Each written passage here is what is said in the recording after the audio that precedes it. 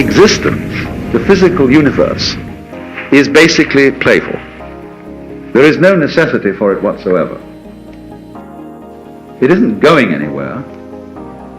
That is to say, it doesn't have some destination that it ought to arrive at. But it is best understood by analogy with music. Music, as an art form, is essentially playful. We say you play the piano. You don't work the piano. Why? Music differs from, say, travel. When you travel, you are trying to get somewhere. In music, though, one doesn't make the end of a composition the point of the composition. Now, but we don't see that as something brought by our education into our everyday conduct.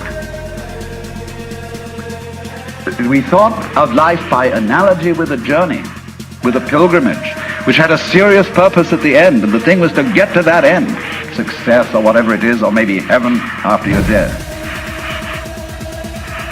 But we missed the point the whole way along.